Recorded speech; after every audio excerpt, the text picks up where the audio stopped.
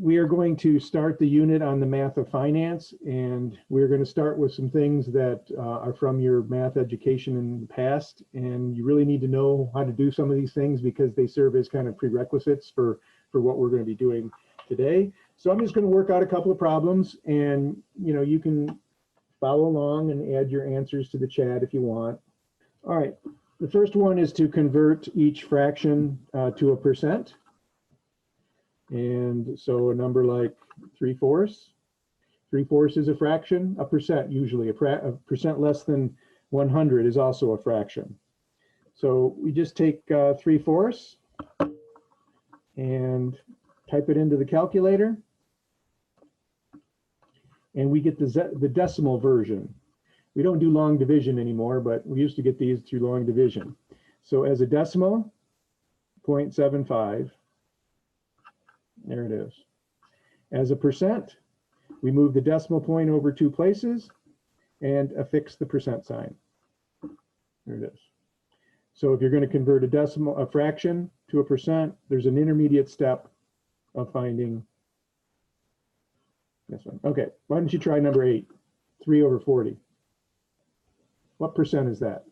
Notice the only difference between the problem that I did and the problem you did is that in this problem, you're dividing by another 10. And in our system, that's just moving the decimal point one more place. Decimal point one more place. Okay, very good. And most of you got that there. There are some that the decimal doesn't terminate, but all of these in here, they will. And there's a little blurb in here if you forget how to do that. Expressing a decimal number as a percent. Well, kind of it's the same thing as above, only we don't have to do this first step. So you just take the number and move the decimal point 2 places, 38.44. Usually when we interpret these rates like this, we interpret them with percentages. But when we use the calculator and we're going to do a calculation, we always want to use the rate version, not the percent version.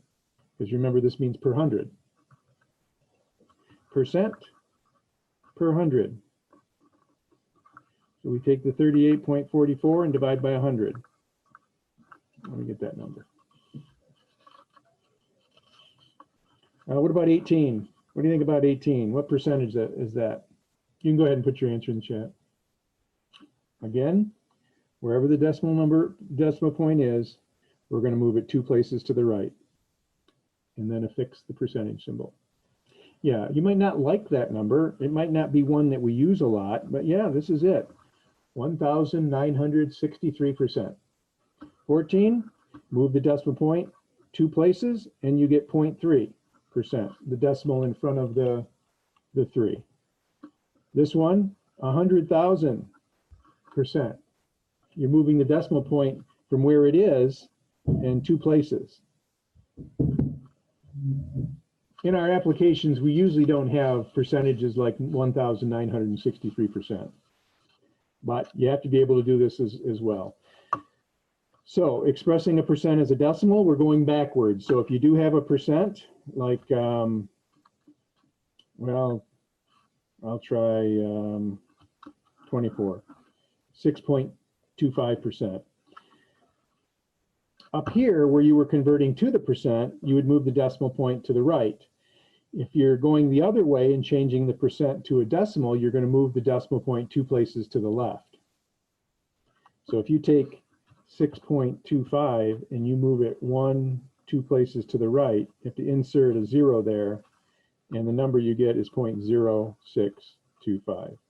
If you happen to have a number that looks like this, that has a mixed fraction, I would just convert the 1/2 into 0.5. So you can say that 87.5% is 87.5%, same thing. Then move the decimal point 2 places to the left. All right, what about number 23? What's the answer to 23? You can put that one in the chat. Okay, I think most of you have this one. Percent means per 100, so 43.6 hundredths. If you want, you could take 43.6 and divide by 100, 0.436. Percent means per 100. Take the decimal point, move it 2 places to the left. All right, so in this section is going to be a review. And another thing that we're going to do is we're going to be using percentages in calculations. So you're going to be taking things like 3% of 200, like this. We're not going to ask you to do it with your, using some kind of paper and pencil algorithm, but if you have to do a calculation, rely on your calculator. The only thing that you have to do is you have to convert the percent to a decimal. And 3.0, you move the decimal point 2 places, insert a 0, and you get 0.03. The of translates into multiplication, and then 200. So 3% of 200 on the calculator would look like 0.03 times 200, and that's 6. So the answer to 35 is 6. 8% of 300, you multiply those two numbers, 0.08 and 3. 16%, 0.16 times 90, and multiply. All right, so what's the answer to number 37? I just want to make sure that you're following along, that you recall this from your math education at some point. We're doing this one here. What's the answer? Okay, all right, so that's kind of a preliminary stuff. There are some applications that you might see, like this one here. This was a study that they looked at basically how many days would you need to work in order to pay for these things out of 365 days worked. So to pay for your medical care, on average, it says you have to work 52 days in order to pay for your medical care. In order to eat, you have to work a full month, 31 days, to pay for the food that you're going to eat during the year. To pay your taxes, you have to work 37 days. All right, the questions that they're asking over here is what percentage of the time is spent on, food, or what percent of the time? So for food, we would locate food. There it is. And what we're going to do is first write the fraction, because it takes 31 days out of the 365 days to pay for your food. So this is a rate. And then you get your calculator out and divide 31 by 365, and you get 0.0849. I'm going to round it and say 0.085. But it does ask for a percent, so you then want to convert that to a percent by moving the decimal point 2 places to the right. So the way that you can then interpret this is you could say, well, it's about 8.5% of all of our working days are required just to buy the food that we eat for the year. Recreation, fun, going to movies, going on vacation, all the other things you do for recreation. 22 out of the 365 days is the fraction of the whole work year that you would spend on recreation. So again, you take the 22 and divide by 365, and you get this number, 0.060. And then convert to a percentage by moving the decimal point 2 places to the right. So we spend 6% of our working time just to pay for our recreation, is what they're saying here. Sometimes they'll give you several categories. Taxes, they call medical care taxes. But I guess, you put a certain chunk of your money into Medicare. Every time you get a paycheck, you're going to see Medicare there, and you're contributing to your health care for the future. When you retire at age 65, you'll receive this governmental sponsored health insurance plan called Medicare, and it pays for a lot of your health insurance. All right, for state and local taxes, they're 37 days. For federal taxes, they're 70 days. And for medical care, 52 days. So what we would do in this case is add all three of those together and say there's that many days are required to pay taxes out of the 365. So 159 out of the 365 days, and that's 0.43. I'm going to round it, 0.436. And just like the others, we then would convert that to a percent. So close to 44%. That's very close to half of your days working are spent just to pay your taxes. Some other applications are coming up related that use percentages. So we're just kind of right now just going through lots of different ways that percentages are used. Notice that there's no percent symbol on my calculator, so I have to every single time convert it to a decimal. I can't use percentages here. All right, so the discount amount is equal to the discount rate times the original price. If you've ever done shopping, well, I'm sure you've done shopping, you've probably looked for those, 30% off Kohl coupons, right? 30% off sale. That's the discounted rate. All right, let's take a look at this example. A dictionary, do they even have such things anymore, that normally sells for $16.50 is on sale for 40% off. So what we do to calculate the discount amount is we take the discount rate, which is 40%, and then multiply that by the original price, $16.50. I'm not going to calculate this by paper and pencil. I'm going to use the calculator. So to prep the numbers for the calculator, I convert this percentage into its corresponding decimal, 6.6. All right, know the context, and this is a certain amount off a dollar amount. So this here is a dollar amount. And what we usually do for dollar amounts is to round them to the nearest penny. So we would usually write that just 6.60. $6.60 is the discount. So when it asks us for the discount amount, this is the number they want, $6.60. And then you know what to do next.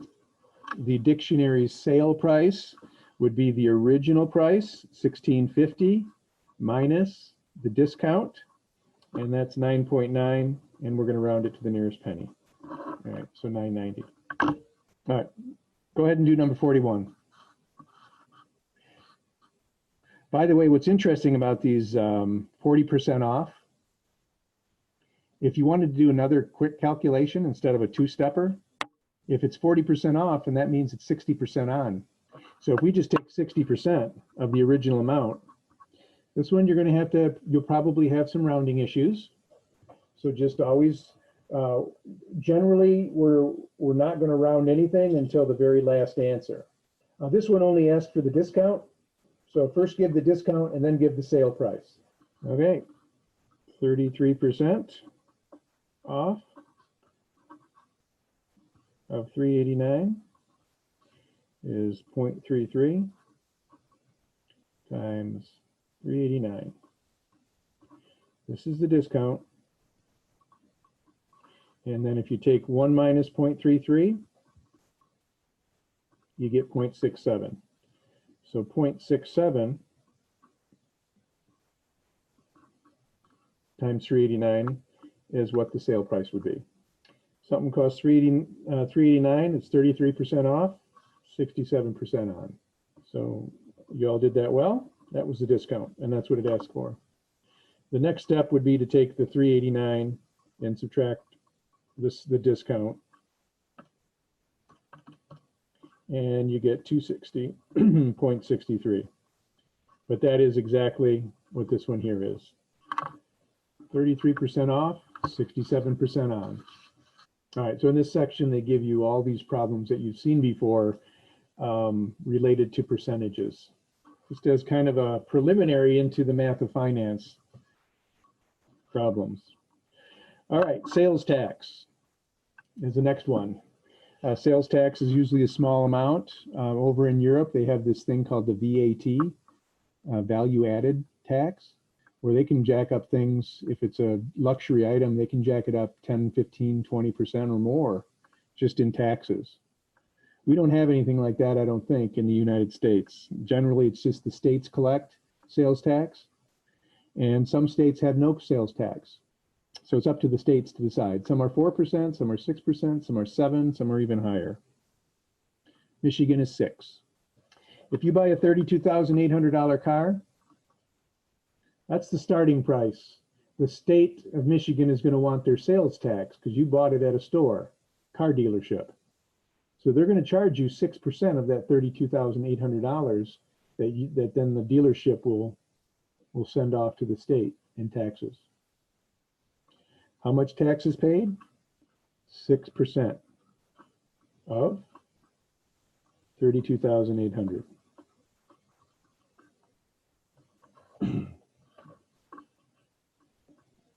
As before, don't convert the 6% to 0.6, because if you convert it to 0.6, then you're really saying it's 60%. You need the zero in front of there, 0.06 times 32,800. So there's the sad news. When you buy a car, state of Michigan gets 1,968 of your dollars. We'll be doing more with cars and with homes. And we'll say, well, if you want to buy this car, what would your monthly payment be? And we're actually going to calculate that monthly payment. But right now, we're just trying to determine what the loan amount would be. So we take this 32,800. That's what the car was originally going to cost. But then we have to add on taxes. There's some other things we have to add on, but in this particular problem, we're just adding on the taxes. So that vehicle that was very expensive, 32,800, if you add 1968 to it, you're actually going to have to take a loan out for 34,768. 34,768. All right, so tax and total. And kind of similar to the problems that we did before, only we were subtracting the discount. Here we're adding on the tax because we still have to pay it. All right, why don't you answer A and B in number 48? Same two steps. First, calculate how much tax you're going to have to pay on that $96 calculator, and then add that to the $96 to determine the total cost. So what do the up arrows mean? Just see that answer? Is that what that means? Oh, I agree. Okay. Okay, good. 7% of 96 translates into the calculator as 0.07 times 96. And I see from your answers that that is 6.72. And in context, it's $6.72.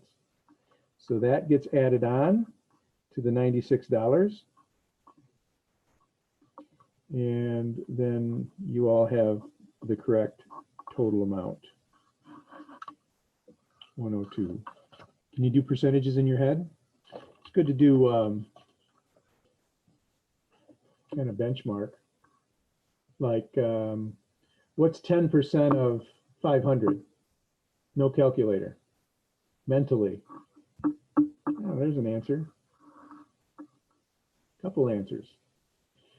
50, 10%, 1/10, right? 10% is 10 over 100, which is 1/10. What's 1/10 of 500?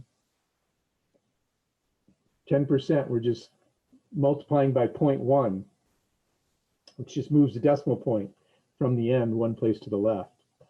So if you take the decimal point in 500, so it's often a good idea, if you know how to take 10% of a number, then you can estimate a lot of other percentages. So for example, if you, all right, 10% is 0.1 times 500, and that's equal to 50. So notice when you multiply by 10%, you're just moving the decimal point one place to the left there to get 50. So if you wanted to take 5% of 500, since 5 is a half of 10, half of your answer there will be 25. You can do it's good to look for patterns in these percentages. And then if you wanted 15% of 500, you could take the 10% and the 5% and add them together. So try to look for patterns as you're doing these, because a lot of times, I mean, most times you're going to be typing things into the calculator.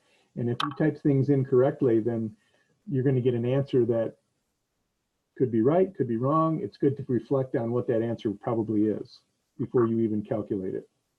So that if you do get a bogus answer, you'll say, oh, something's wrong with this. And you can go recheck your steps. All right, let's put it all together. And number 49, a local boutique. You intend to buy a handbag, which costs $38. You intend to buy a jacket, that's $189, the original price. And a scarf, there's $23. And I guess that's it. Currently, the store is running a promotion for 30% off. Everything in the store. In addition, as a store loyalty card member, you are entitled to an extra 10% off all sale prices. The state charges a 5% sales tax. What is the final purchase price of the items, including all discounts and sales tax? And round your answer to the nearest cent. So basically, this is kind of simulating what you would do on a shopping trip. You buy these things, you've got your 30% off Kohl's coupon, you've got a Kohl's credit cards, they give you another 10% off. Maybe this is a Black Friday sale. But whatever the final price is, the state wants 5% sales tax. So that's always added on to the end. So there's three different calculations you have to do. You have to first add up what the preliminary amount of your bill is by adding up the three items that you plan to 38, 189, 23. So $250. All right, the first thing we're going to do is we're going to take the 30% off.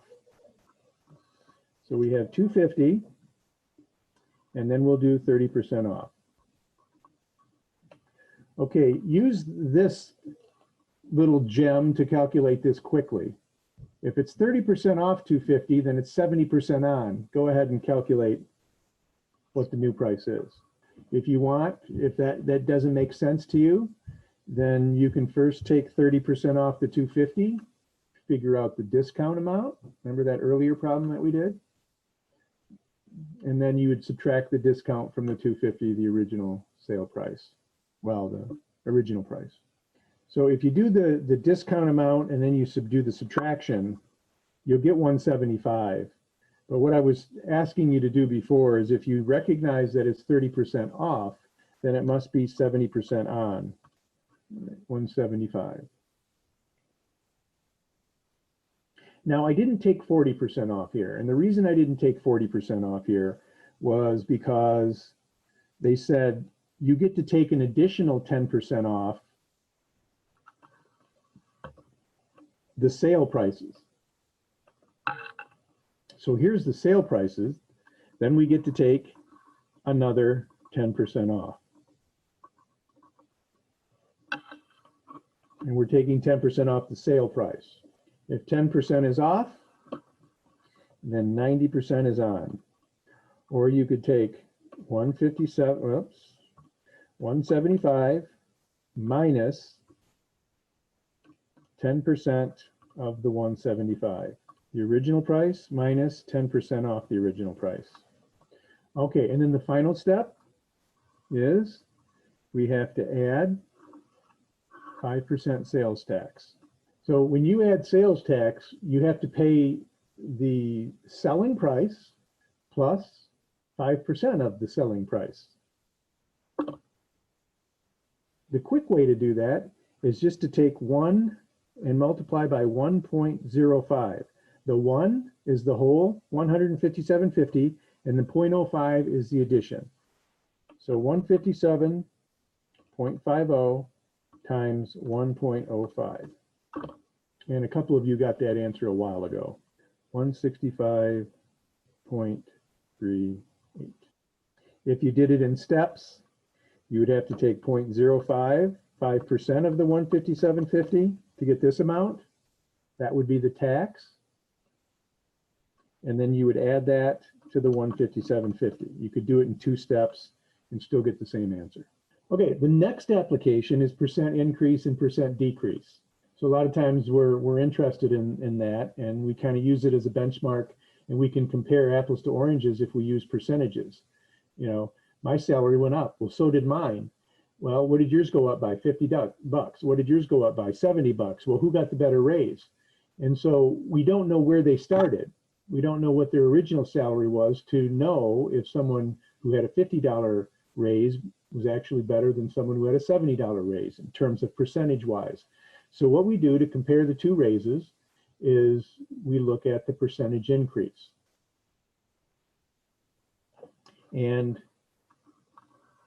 the percentage increase and the percentage of decrease are calculated in the same way. It's just that one of them, things are going up, the increase, and the other one, things are going down. And here are the formulas. The percent increase equals the amount of the increase divided by the original amount. Now,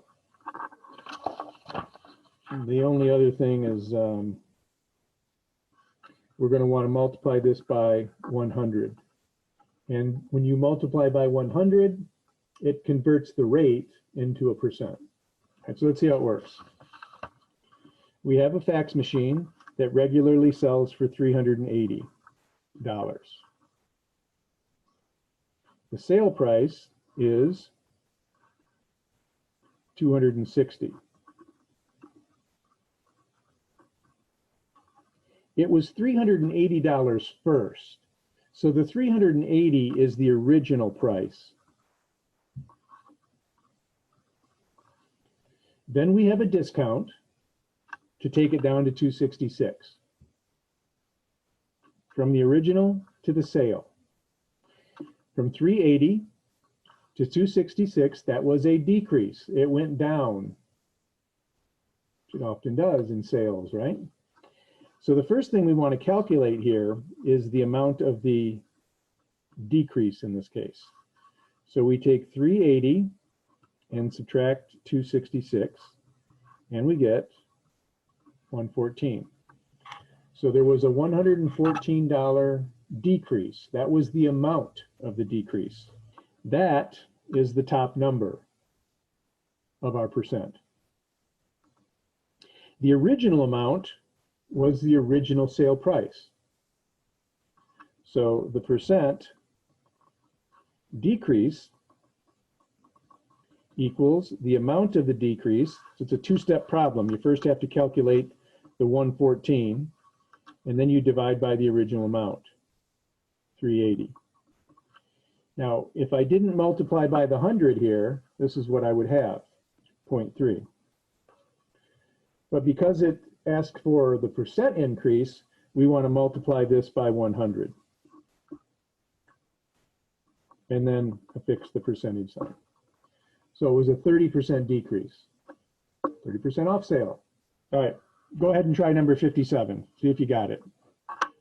I always want to take time out to let you practice one, just so you can kind of gauge whether you're figuring everything out. And this is a lot of stuff that you've presumably have seen before. You might not remember it, but taking percentages are very, very useful in many, many applied problems, so they really hit it hard in your math education. Ballpark answer would be something that you might want to consider. Rowena, monthly gasoline bill dropped from 83 to 56. So that was a drop. So what you're looking for is a percent decrease. Okay, looks like 32 is the answer that is most popular there. So the amount of the decrease Okay, so the original was the 83.75. So that's going to be the bottom number in our fraction. Always dividing by the original amount.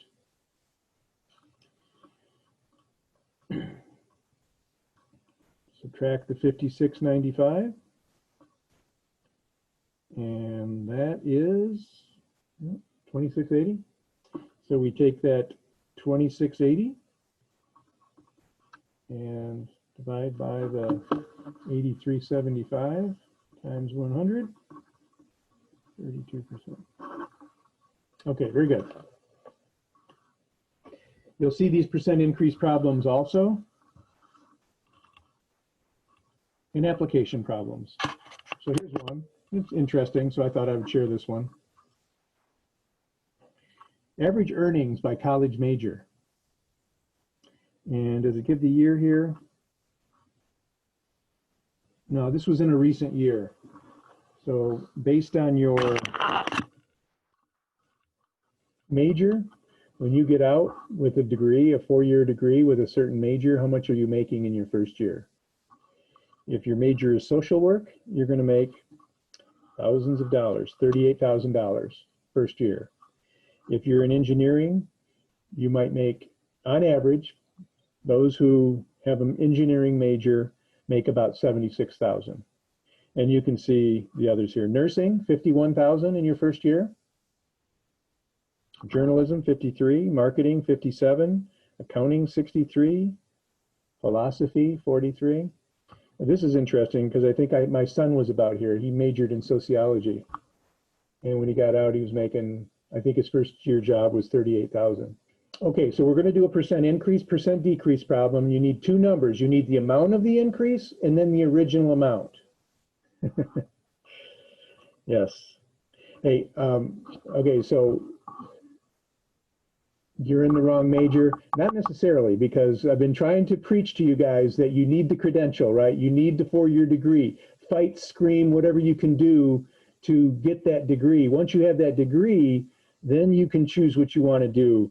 My son, sociology, that was what was interesting to him, so he majored in it. His job right now is in fundraising for the University of Chicago Hospital. It's completely unrelated to what he did, but he got there because he got the degree first. So I would say right now, choose a major that you actually like. And once you get the degree, if you're willing to work hard, you'll grow into any job that you want. If you like it, choose a job you like. You're going to be doing it for 40 years. Okay, percent increase, percent decrease. And this is average earnings. So when we're done, we're going to be able to say something like this. Journalism majors make 10% more than nurses, or something like that. Okay, students majoring in nursing, they make $51,000 a year. Oops, I'll bring you back. Find the percent increase, decrease in the average yearly earnings of full-time employed college graduates with only a bachelor's degree from students. All right, so from, they're going to give you the original amount here. So the nursing is from majoring in nursing to majoring in journalism. So because of the way that the problem is written, we're going from nursing, which is the original amount, to journalism, which is 53.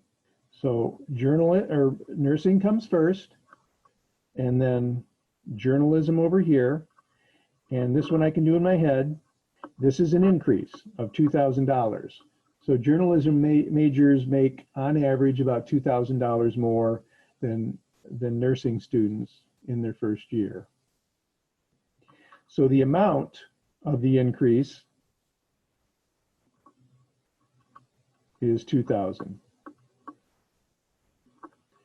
And so we take 2,000 and divide by the original amount. The hardest thing about these is a lot of times is just to decide what the original amount is. So I'm trying to draw you some pictures here. And the context just doesn't quite work. I mean, it's not like we're going from the selling price or the original price do something and get the selling price, and we can actually see the decrease or increase there. But it even works in this this as well. So we're going to divide by the original amount, which is the nursing piece. So I'm going to write this decimal, 0.0392, and I'm remembering that that's a rate, and we're looking for a percent increase. So we always want to multiply by the 100 in order to change that rate into a percent. Move the decimal point 2 places. All right, so the way we would interpret this then is we would say that journalism students make about 4% more than nursing students. And I just rounded this to something close to 4. Okay, why don't you go ahead and do the next two. Accounting first, philosophy. Social work to engineering. What is the percent increase from accounting to philosophy, or decrease? So this one we're going the other way because it is a decrease, and $20,000. The original amount here is 63,000. I'll just round it to that decimal point.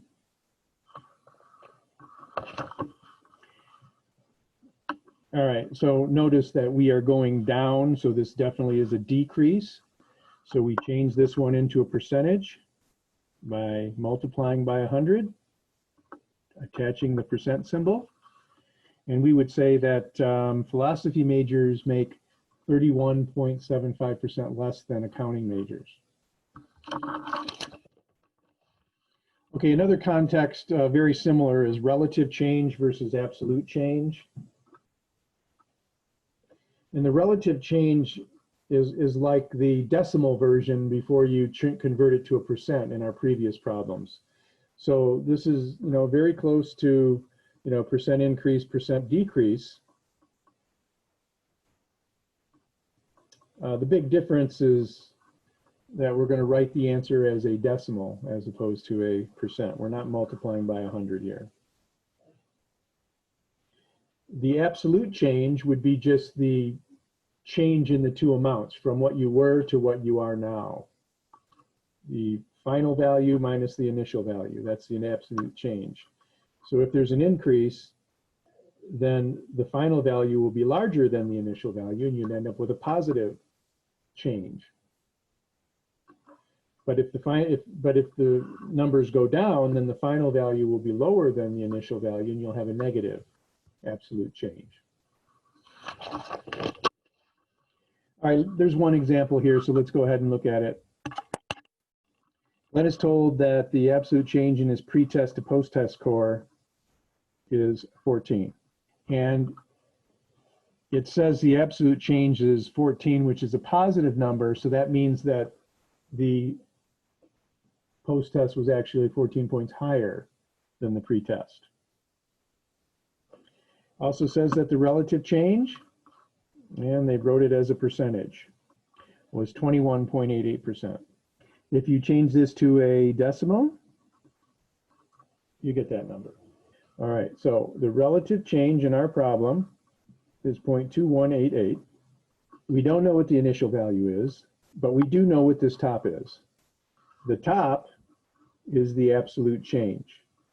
The final value minus the initial value, this top piece, is the absolute change. And that absolute change is given to us in the problem to be 14.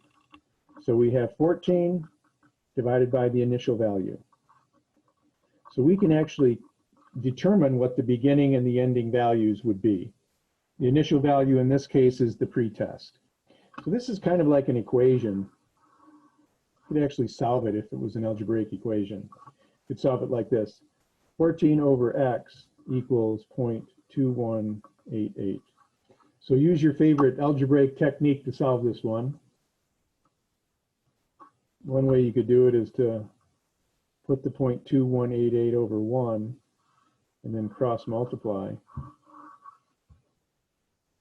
14 equals 0.2188 times x. and then divide both sides by 0.2188. At some point, you're going to want to get your calculator out. And so x is what we're looking for. That was this bottom initial value amount. So if we evaluate 14 divided by 0.2188, we get 63.985. All right, I'm going to just assume that these amounts are whole numbers. So I'm going to say that x is approximately equal to, see the 9 and the 8 here, it's very close to 64. So the pretest was 64. There was an increase of 14 points. So the post-test was 78. There was a 14-point increase, which was 21.88% increase. So let me read the question again. We've done a lot of calculations here, and I think they ask us to interpret something. Interpret the absolute and relative change from Glenn's pretest to his post-test score. So in terms of the absolute change, you could say something like this. You can say that Glenn improved a total of 14 points from his pretest to his post-test. And by saying that, you're basically saying that the absolute change was 14 points. If you want to interpret the relative change, you would say something like, Glenn improved from the pretest to the post-test 21.88%. A 21.88% improvement in his score. All right, the last thing is something similar, but it's more related to taxes. But it also uses percentages. And what you should know is that every one of your paychecks, they take out 6.2% for Social Security. What they're doing is they're collecting money from you now while you're working for the next 40 years. And then when you turn 62 to 70, somewhere in there, you start getting some of that money back in a pension. It's called Social Security. This program was instituted in about 1972, I think, 60, LBJ. And maybe it was Medicare that was in 67. I think Social Security was back with FDR. But because of Medicare that they instituted back in about 1975, I think it was, we have most of the seniors, we had a very, very high poverty rate among our seniors. They were living in poverty. But as soon as Medicare came in, they didn't have to pay as much for health insurance, and it basically took them out of poverty. Medicare is another thing they take out, and that one is 1.45%. Everybody that works in the United States pays these two taxes, and they're taken right out of your paycheck. You may have heard that President Trump has delayed these, they're called payroll taxes, until next year sometime. The problem with that is that, yeah, you don't have to pay them now, but if you continue to work, when they take effect next year, you have to pay back all of those payroll tax that you didn't pay. So anyways, together, it's 7.65%. So out of your paycheck comes 7.65% automatically off the top. All right, we'll look at these applications in more detail next time. I just kind of introduced them, but